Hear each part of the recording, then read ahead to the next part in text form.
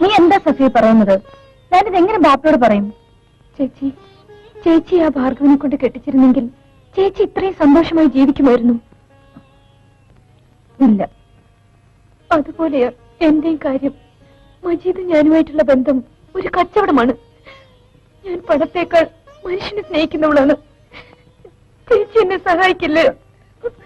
ഞാൻ ചേച്ചി ബാപ്പയോട് സംസാരിച്ചേ പറ്റൂ. കേട്ടില്ലെങ്കിൽ അവർ നിശ്ചയിക്കുന്ന നിക്കാവിന് ഞാൻ ഈ ലോകത്തുണ്ടാവില്ല.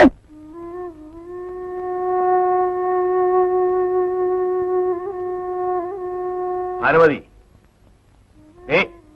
നീ പട്ടിണി കിടക്കുന്നത് എന്നെ തോപ്പിക്കാനല്ലേ? അല്ലേ ചോദിച്ചത്? എനിക്ക് ആരെയും തോപ്പിക്കണ്ട. എന്റെ മോളെ എനിക്കൊന്ന് കാണാൻ അനുവദിച്ചാൽ മതി. അത് ഈ ജന്മത്തിൽ നീ നോക്കണ്ട. നിങ്ങൾക്ക് അവളെ കാണാൻ ഇഷ്ടമില്ലെങ്കിൽ വേണ്ട, ഞാൻ ആരെങ്കിലും കൂട്ടിക്കൊണ്ടുപോയി കണ്ടോളാം. ഭാനുമതി, അമ്മ ഈ വീട്ടിൽ സുഖം തരില്ല അല്ലേ?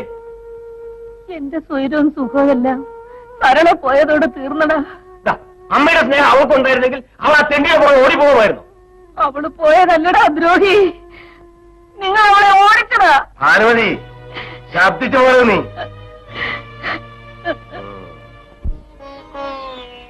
എനിക്ക് എന്റെ അമ്മയൊന്ന് കണ്ടാ കൊള്ളാമായിരുന്നു. വീട്ടിൽ കയറി ചെന്നാൽ അച്ഛനും ചേട്ടനും കൂടെ കൊല്ലുമായിരിക്കും. കൊല്ലട്ടെ, എന്നാൽ എന്റെ അമ്മയൊന്ന് കണ്ടാ മതിയായിരുന്നു. അവർക്ക് നിന്നെ കാണണമെന്നില്ലല്ലോ, പിന്നെ നീയായിട്ട് എന്തിനാ വെറുതെ വലിഞ്ഞേറി ചെല്ലുന്നത്?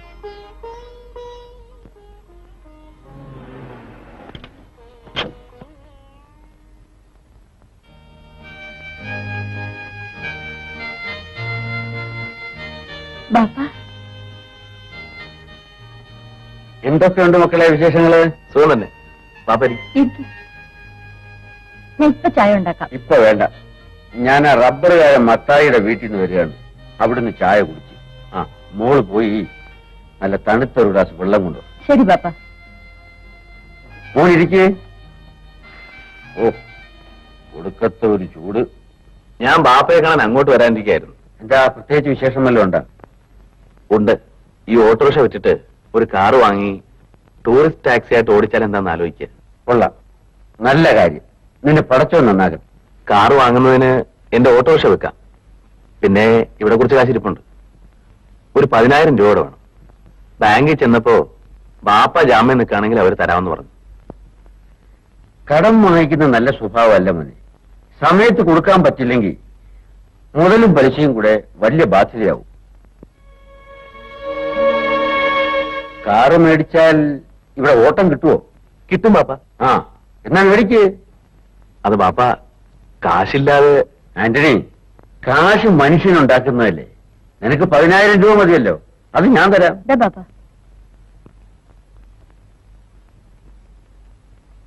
റബ്ബർ കൊടുത്ത വകയില് മത്തായി മാപ്പിള കുറെ രൂപ തരാനുണ്ട്. അതില് 10,000 രൂപ ഇന്ന് തന്നു. പിടി, ഇത് നിനക്ക് വിധിച്ചതാ. ഈ പണം എന്റെ കിട്ടുന്ന പോലെ ഞാൻ ബാപ്പയ്ക്ക് തിരിച്ചു തരാം. അതൊക്കെ നമുക്ക് ആലോചിക്കാം. ഞാൻ ഇപ്പൊ ഇങ്ങോട്ട് കയറിയത് വേറൊരു കാര്യം പറയാന്. ശങ്കരൻ നായരുടെ കാര്യമാണ് എനിക്ക് പറയാനുള്ളത്. അയാൾ വല്ലാത്ത മനപ്രയാസത്തിലാണ്. അതിലും കഷ്ടമാണ് ഭാനുമതി അമ്മയുടെ കാര്യം. ഇവളെ താഴെ വയ്ക്കാതെ വളർത്തിയതാണ്. ഏതായാലും അച്ഛനും ഉമ്മയാണല്ലോ. അവർക്ക് പകരം വയ്ക്കാൻ പറ്റില്ലല്ലോ. അതുകൊണ്ട് ഈ കാറ് വാങ്ങിച്ചാലുടനെ നിങ്ങൾ രണ്ടുപേരും കൂടെ പോയി അവരെ കാണണം. അച്ഛന്റെ അമ്മയുടെയും പാദത്തിന്റെ ചോട്ടിലാണ് മക്കളുടെ സ്വർഗം.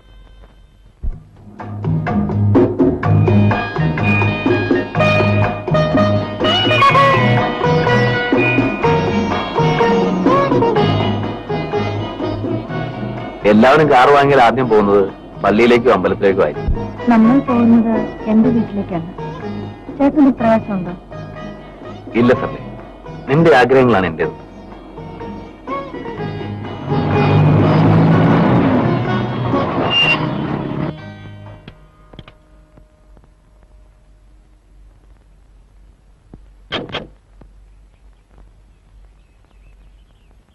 ഞാൻ വരുന്നില്ല, സാറിന് പോയിട്ട് വരും.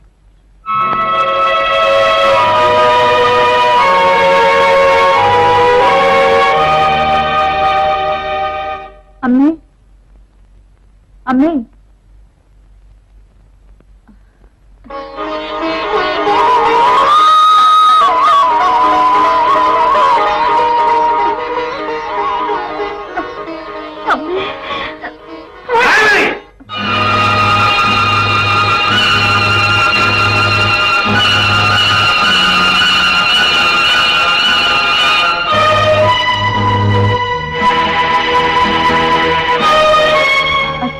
അച്ഛനോ? എനിക്ക് ഇങ്ങനെ മകളില്ല. അവളൊരു തെറ്റ് ചെയ്തെങ്കിൽ നിങ്ങൾക്കതങ്ങ് ക്ഷമിച്ചുകൂടെ?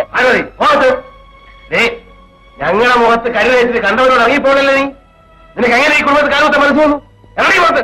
അച്ഛാ, അച്ഛനോട് ക്ഷമിക്കണം. ക്ഷമിക്കാവുന്ന തലരീ ചെയ്തത്. അച്ഛാ, ഇതൊന്നും അമ്മയ്ക്ക് കൊടുക്കാനെങ്കിലും അനുവദിക്കും. എന്റെ അമ്മയ്ക്ക് പിണ്ടം വെക്കാനോ? ഇറങ്ങി പുറത്ത്.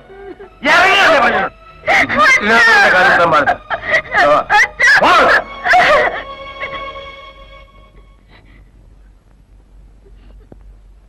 പോട്ടെ, സാരമില്ല. നിന്റെ അച്ഛനല്ലേ, വരും.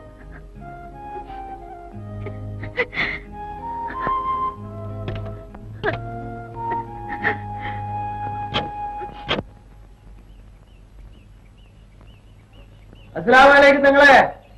അലൈക്കും അസ്സലാം. എന്തൊക്കെയുണ്ട് കാസിംപിള്ളെ വിശേഷം? നിങ്ങളെ മോൻ നാളെ ദുബായിൽ നിന്ന് വരുന്നെന്ന് കേട്ടല്ലോ. അവൻ നാളെ എത്തും. എന്റെ മോൻ വല്ലാണ്ട് കറുത്തുപോയി. അത് അവിടുത്തെ ചൂട് കൊണ്ടാണെന്ന്. ഹേയ്, ഞാനവിടെ AC റൂമിലാണ്.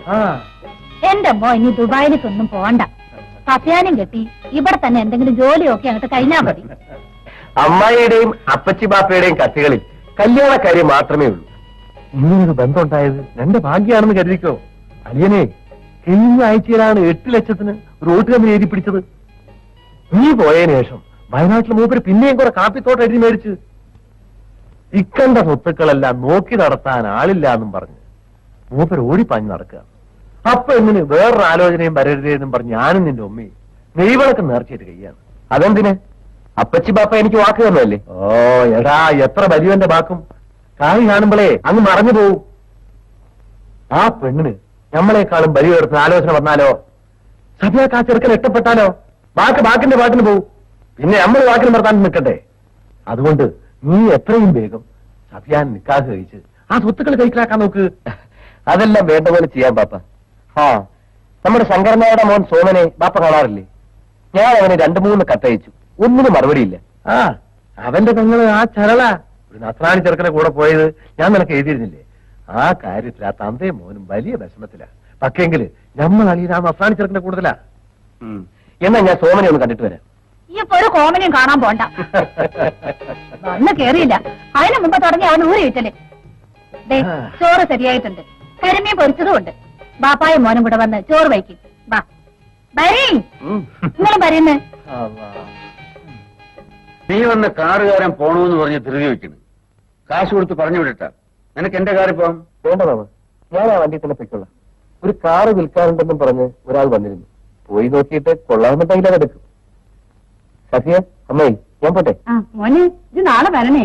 ഉച്ചയ്ക്ക് ഊണ് ഇവിടാണ്. പറയാം അമ്മായി. എന്തോ നാടി അവന്റെ അടുത്ത് ഇങ്ങനെ പെരുമാറുന്നത്? പിന്നെ ഞാൻ എന്ത് ചെയ്യണം? അയാളോട് കൊഞ്ചു കൊഴയണം. എടി, വേണ്ടാത്ത ഭർത്താവൊന്നും പറയരുത്.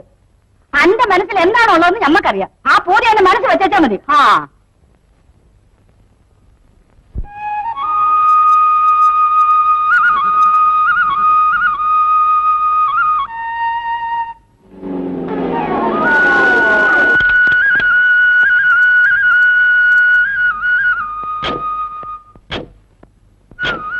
ചുള്ളുവിലക്കാണല്ലോടാ നിനക്ക് ഈ സ്ഥലം കിട്ടിയത്. നിന്റെ താന്താസനെ സമ്മതിക്കണം കേട്ടോ. ഇങ്ങനെ വല്ലതും വാങ്ങിയിട്ടാലേ രക്ഷ. ജനിക്കുകയാണെങ്കിൽ മജീദിന്റെ നക്ഷത്രത്തിൽ ജനിക്കണോ അളിയാ? അനുഭവിച്ചോടാ മോനെ എന്ന് പറഞ്ഞ് ദൈവം കൊണ്ട് കൊടുത്തിരിക്കുകയല്ലേ. ശരിയാ. അല്ല, ഈ വീടിന്റെ പണി ഏതാണ്ട് തീരാറായല്ലോടാ അളിയാ. 2 മാസത്തിനാ കയറി താമസിക്കാം. അതിരിക്കട്ടെ, നമ്മൾ ആദ്യമായി ഇവിടെ വരികയല്ലേ, നമുക്ക് ശരിക്കും ആഘോഷിച്ചോളെ. അത് ന്യായം. പത്തായി,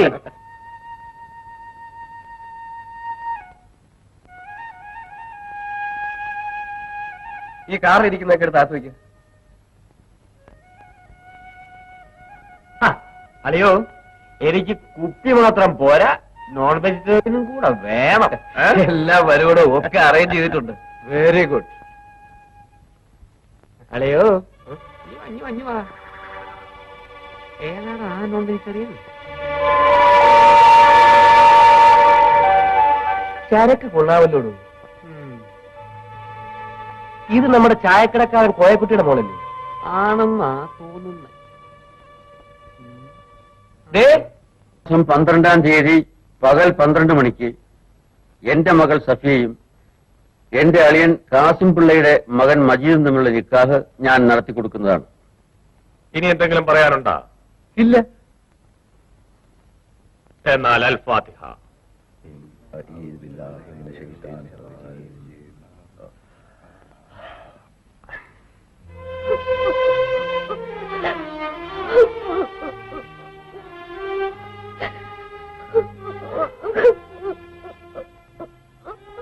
എന്താ നീ കിടന്ന് മോങ്ങുന്നത്?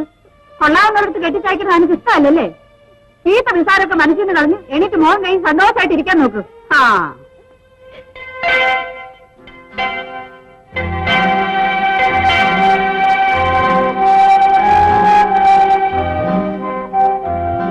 മജീദ്ക്ക, നിങ്ങൾ എന്നെ ചതിക്കോ? ഇല്ലടി വണ്ടി, നിന്നെ എനിക്ക് എന്ത് ഇഷ്ടമാണെന്ന്. നിന്നെ അല്ല ഞാൻ മറ്റാരെയും കല്യാണം കഴിക്കില്ല. നീ ധൈര്യമായിരിക്കും. അല്ലോ വേണ്ട, പുറത്താരം കൊണ്ട് നോക്കിട്ട് വാ, എന്നിട്ട് ഞമ്മള് പോവാം. നിന്നെ ആരും കാണാതെ നമ്മുടെ മത്തായി കൊണ്ടുവിടും. മത്തായി, മത്തായി, ആ ഇവിടെ വീട്ടിൽ കൊണ്ട് വിട്ടിട്ട് വാ.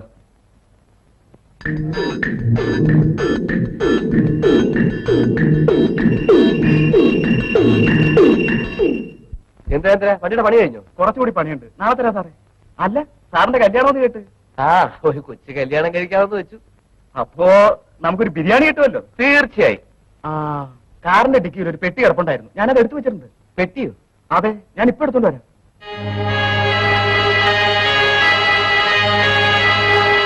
ഇതാ സാർ. സഫിയ, സഫിയ, സഫിയ,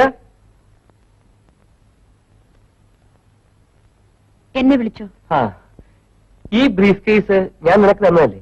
അതെ. ഇതെങ്ങനെ എന്റെ കാറിൽ വന്നു? എന്റെ വിവാഹ നിശ്ചയത്തിന് നിങ്ങളുടെ ബാപ്പ കാറും കൊണ്ട് ഇവിടെ വന്നപ്പോ ഞാൻ അതിൽ വെച്ചു. അതെന്താ? ഞാൻ തരുന്ന സമ്മാനം നിനക്ക് ഇഷ്ടമല്ലേ? എനിക്ക് നിങ്ങളെയും ഇഷ്ടമല്ല. പിന്നെ നിന്റെ ബാപ്പ ഞങ്ങൾക്ക് വാക്ക് തന്നത്? ബാപ്പയല്ലേ വാക്ക് തന്നത്, ഞാനല്ലല്ലോ. സഫിയ, നിനക്കെന്നെ ഇഷ്ടമല്ലെന്ന് മനസ്സിലായി. അതിന്റെ കാരണം എന്താണെന്ന് എനിക്കറിയണം. എനിക്ക് നിങ്ങളെ ഇഷ്ടമല്ല. തൽക്കാലം ഇത്രയും മനസ്സിലാക്കിയാൽ മതി. നമ്മൾ തമ്മിലുള്ള കല്യാണ നിശ്ചയം വരെ കഴിഞ്ഞതാണ്. എന്റെ ആത്മാഭിമാനത്തിന്റെ മേലാണ് നീ കൈവയ്ക്കുന്നത്. എന്റെ ജീവിതത്തിന്റെ മേലാണ് നിങ്ങൾ കൈവയ്ക്കാൻ ശ്രമിക്കുന്നത്. എന്നെ നിനക്ക് ഇഷ്ടമല്ലെങ്കിൽ അത് നേരത്തെ പറയാമായിരുന്നില്ലേ? നിങ്ങൾ എന്നോട് ചോദിച്ചില്ലല്ലോ. പോരെങ്കിൽ നിങ്ങൾ ഗൾഫിലുമായിരുന്നു. എനിക്ക് മനസ്സിലായി, നിനക്ക് മറ്റാരോടും അടുപ്പമുണ്ട്. ഉണ്ടായിരിക്കാം, അതെന്റെ സ്വന്തം കാര്യമല്ലേ. സഫിയ, ഈ സംഭവം ഇവിടെ വെച്ച് ഇങ്ങനെ അവസാനിക്കുന്നതിൽ അല്ലാഹുവിനോട് നന്ദി പറയാൻ. ഇത് കല്യാണ പന്തലിൽ വെച്ചായിരുന്നെങ്കിൽ നിങ്ങൾക്ക് ഇതിനേക്കാൾ വലിയ മാനക്കേടാവുമായിരുന്നില്ലേ?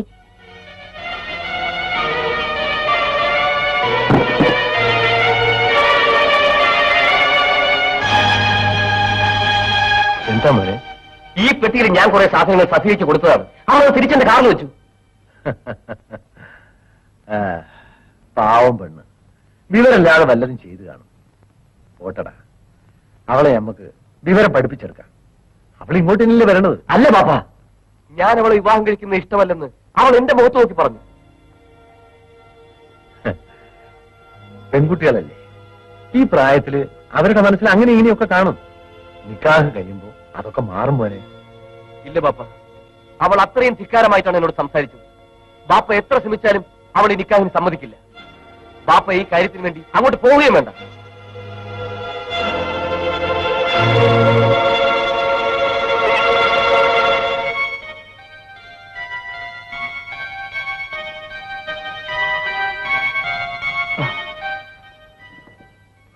കുത്തിരിക്കേ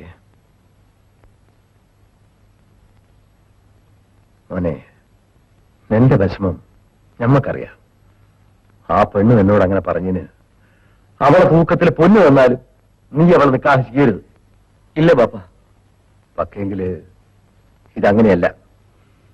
നീ സഫിയായെ തന്നെ നിക്കാഹ് ചെയ്യണം. നില്ല് വരട്ടെ. ബാപ്പ പറയണത് മുഴുവൻ കേൾക്ക്, എന്നിട്ട് പറ. ഞമ്മള് നിന്നെ കൊണ്ട് തന്നെ അവളെ കെട്ടിക്കും. എന്നിട്ട് ഈ വീട്ടിലിട്ട് നീ അവളോട് പാരം ചോദിക്കണം. ഇതില് വേറെ കാര്യമുണ്ട്. അളിയൻ ഓരോ വസ്തു എഴുതി മേടിക്കുമ്പോഴും ഇത് ഞമ്മടെ മോനുള്ളതാണെന്ന് നമ്മൾ മനസ്സിൽ കരുതിയതാ. അത് വല്ലോനും കൊണ്ടുപോയാലോ? നീ ആ പെണ്ണിനെ കെട്ട്, എന്നിട്ട് ആ സ്വത്ത് മുഴുവൻ എഴുതി മേടിയില്. പിന്നെ അവള് തലതിരിഞ്ഞ് കാണിക്കുകയാണെങ്കിൽ ഇവിടുത്തെ അടുക്കളയിട്ട് നീ വേറെ പെണ്ണ് കെട്ട്. പെണ്ണിനാടാ പഞ്ചം. ബാപ്പ 1000 പെണ്ണ് കെട്ടിച്ചടാ. ആ ശരി ബാപ്പ. ഇപ്പൊ ബാപ്പ പറഞ്ഞത് നിനക്ക് പിടികിട്ടിയാ? പതുമ ബാ.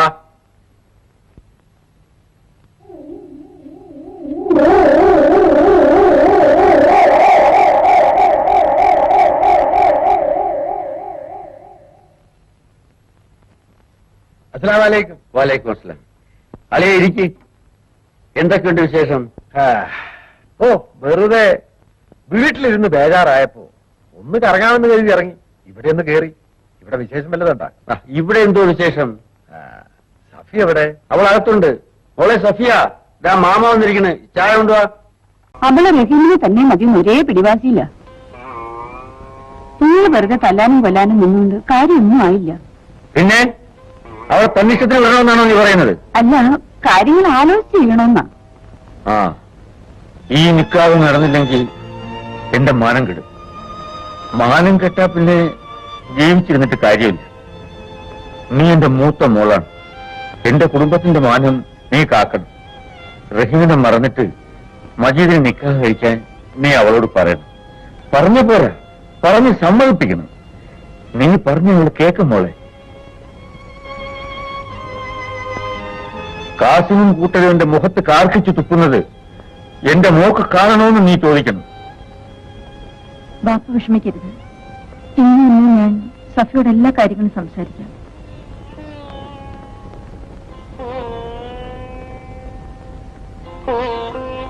ഒരു കാര്യം ഓർത്തു, ഞാൻ ജീവിച്ചിരിക്കണമെന്ന് നിനക്കെങ്കിലും ആഗ്രഹമുണ്ടെങ്കിൽ അവളെ കൊണ്ട് നീ സമ്മതിപ്പിക്കണം. ഞാൻ പോകുന്നു.